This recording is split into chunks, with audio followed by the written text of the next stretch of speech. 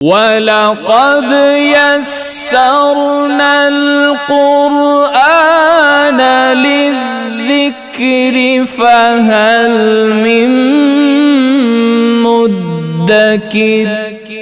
اسلام میں رہبانیت کا کوئی تصور نہیں۔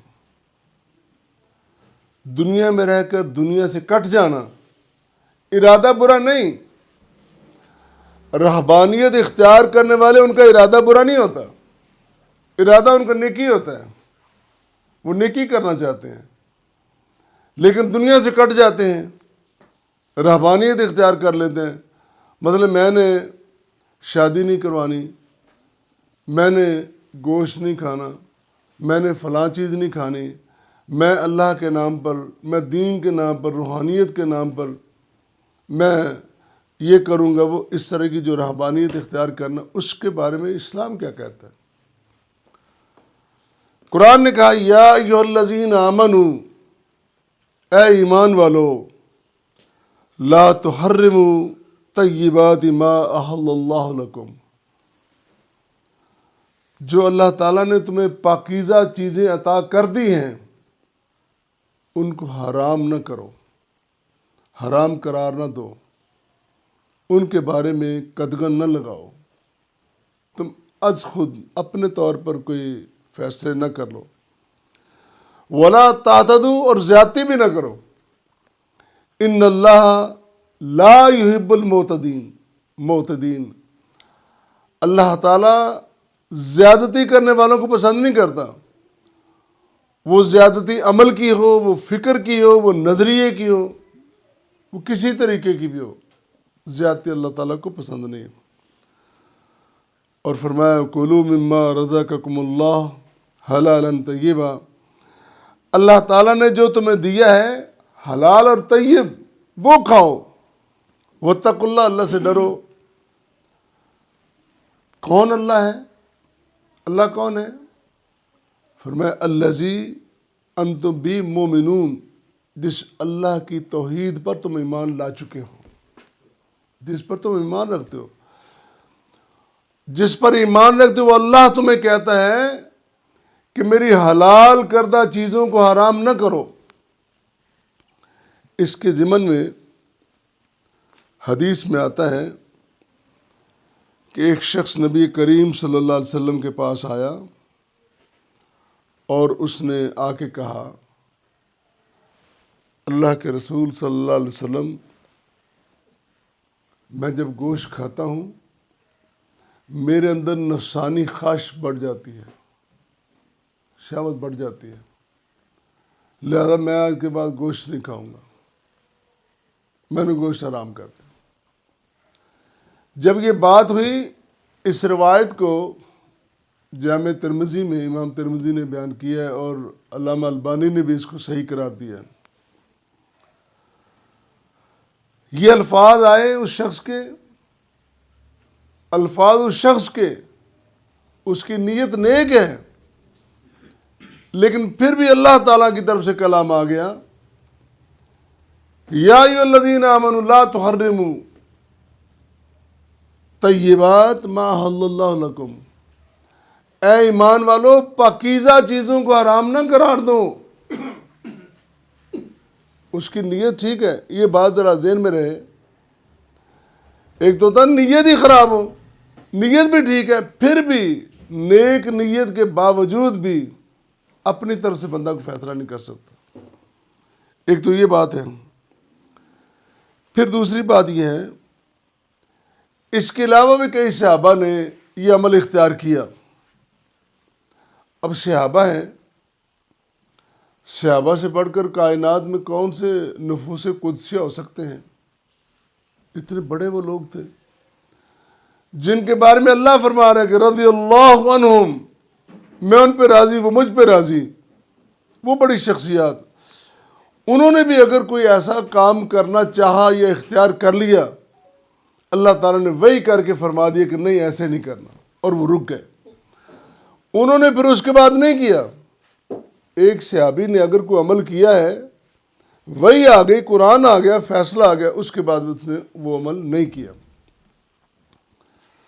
تو ایک صحابی عثمان بن مظعون ہیں، مظعون رضی اللہ تعالیٰ عنہ، انہوں نے اپنی بیوی سے کنارہ کشی اختیار کر لی کہ میں اپنی بیوی کے پاس نہیں جاؤں گا۔ کیوں؟ کہ جب بیوی کے پاس جاتے ہیں وقت لگتا ہے تو وہ وقت اپنی بیوی کو دینے کی بجائے میں اللہ کی عبادت کروں گا۔ نیت نہیں کہنا، اس سے بڑی کیا ہو سکتی ہے؟ اللہ اللہ۔ تو یہ بات جب نبی کریم صلی اللہ علیہ وسلم کو معلوم ہوئی، عثمان ایسے کہتے ہیں، اور بھی کئی صحابہ کا خیال ہے کہ ہم یہ اختیار کریں، تو آپ صلی اللہ علیہ وسلم نے اللہ کی حمد و ثنا بیان فرمائی اور فرمایا ما بال اقوام، ان اقوام کا، ان افراد کا، ان لوگوں کا کیا حال ہے، کیا ہو گیا ان کو کیا ہو گیا ہے؟ قالو قضا و قضا، اس طرح کی باتیں کرتے ہیں۔ رسول اللہ صلی اللہ علیہ وسلم فرما رہے ہیں اس طرح کی باتیں کرتے ہیں کہ میں بیوی کے پاس نہیں جاؤں گا، میں گوشت نہیں کھاؤں گا، لیکنی اصلی و انام، لیکن میں نماز بھی پڑھتا ہوں اور سوتا بھی ہوں، نماز بھی پڑھتا ہوں اور سوتا بھی ہوں۔ اصوم و افطر، میں روزہ رکھتا ہوں، افطار بھی کرتا ہوں۔ وآکل اللحم، گوشت کھاتا ہوں۔ وتزوج النساء، میں نے عورتوں سے شادی کر رکھی ہے، میری بیویاں ہیں، میری خاندانی عائلی ازدواجی زندگی ہے۔ لوگوں دیکھو مجھے دنیا میں رہ کر، معاشرے میں رہ کر، سماج میں رہ کر ذمہ داریاں نبھاتے، پھر اللہ کی بارگاہ میں آتا ہوں، پھر میں عبادت کرتا ہوں۔ سنو، فمن راغب عن سنتی فلیس منی، جس نے میری سنت سے بے رغبتی اختیار کی، میری سنت سے دور ہو گیا، وہ مجھ سے دور ہو گیا۔ میرے قریب وہ آئے گا جو میری سنت پہ عمل کرے گا۔ یہ کس کا فرمان ہے؟ رسول اللہ صلی اللہ علیہ وسلم کا۔ میں کوئی قول ذکر نہیں کر رہا، کسی شخص کی بات نہیں کر رہا، میں اس عظیم شخص، عظیم انسان کی بات کر رہا ہوں جو اللہ کی مرضی کے بغیر بولتے ہی نہیں، جن کے لب ہی نہیں کھلتے، جن کے لب ہلتے ہی نہیں، جب بھی لب ہلتے ہیں قرآن نکلتا ہے، اللہ کا کلام ادا ہوتا ہے۔ اللہ اللہ۔ پھر ایک اور روایت جو امام طبری نے اپنی تفسیر میں بیان کی ہے، علی بن ابو طلحہ نے روایت کیا حضرت عبداللہ بن عباس رضی اللہ تعالیٰ عنہ سے کہ انہوں نے کہا کہ یہ اس کا شان نزول بیان کرتے ہوئے، کچھ لوگ ایسے تھے، اب یہ الفاظ ہیں جو حدیث کے، جو روایت کے ہیں، میں آپ کے سامنے رکھ رہا ہوں تاکہ ہم اس کی شدت کو محسوس کر سکیں۔ کچھ لوگوں نے کہا کہ ہم اپنے آلات تناسل ہی کٹوا دیں گے، ہم شہوت کا دروازہ ہی بند کر دیں گے، ہم شہوات دنیا کو بالکل ختم کر دیں گے، ترک کر دیں گے، اور ہم اس طرح رہیں گے جس طرح راہب دنیا میں رہتے ہیں۔ یہ الفاظ کہے۔ اب وہ مختلف باتیں، کسی نے کوئی جملہ کہا، کسی نے کوئی جملہ کہا، جب نبی کریم صلی اللہ علیہ وسلم کے پاس پہنچا وہی الفاظ، آپ نے فرمایا لوگوں لیکنی اصوم و افطر، میں تو روزہ بھی رکھتا ہوں، افطار بھی کرتا ہوں، تم جو کہتے کہ میں ساری زندگی ہی روزہ رکھوں گا، میں نمازیں ہی پڑھتا رہوں گا، میں اپنی ازدواجی ذمہ داری نہیں نبھاؤں گا، بیوی کے پاس نہیں جاؤں گا، بلکہ میں شادی ہی نہیں کروں گا، ایون کہ میں اپنا وہ جسم کا حصہ ہی کٹوا دوں گا، ایسی باتیں کرتے ہو۔ اصوم و افطر، میں روزہ رکھتا ہوں، افطار بھی کرتا ہوں۔ اسلی و انام، میں رات کو سوتا بھی ہوں، رات کو نماز بھی پڑھتا ہوں۔ وانکحوا النساء، میں نے عورتوں سے، اپنی بیویوں سے شادی کر رکھی ہے، نکاح کر رکھا ہے۔ فمن اخذ بسنتی فهو منی، فمن اخذ، جس نے پکڑا، یوں مضبوطی کے ساتھ پکڑا میری سنت کو، فهو منی، وہ مجھ سے ہے، اس کا تعلق میرے ساتھ ہے۔ فمن لم یاخذ بسنتی فلیس منی، اور جس نے میری سنت کو نہیں پکڑا وہ مجھ سے نہیں ہے۔ اب ذرا تصور میں وہ منظر لائیں، قیامت کے دن نبی کریم صلی اللہ علیہ وسلم فرما دیں، اللہ یہ میرا ہے، یہ میرا ہے، تو کیا اللہ اس کو جہنم میں پھینکیں گے؟ ذرا تصور تو کریں۔ اور اگر اللہ کے رسول نے کہہ دیا کہ یہ میرا نہیں ہے، وہ شخص وہ میرا نہیں ہے، اللہ اللہ، وہ دنیا جہان کی عبادتیں لے کے آ جائے، حج لے کے آ جائے، زکوٰۃیں لے کے آ جائے، صدقات لے کے آ جائے، خیرات لے کے آ جائے، جتنے مرضی دنیا میں وہ دسترخوان لگا دے، جو مرضی محلات بنا لے، جتنا مرضی اونچا ہو جائے، جس کے بارے میں رسول اللہ صلی اللہ علیہ وسلم نے فرما دیا کہ اللہ یہ میرا نہیں ہے،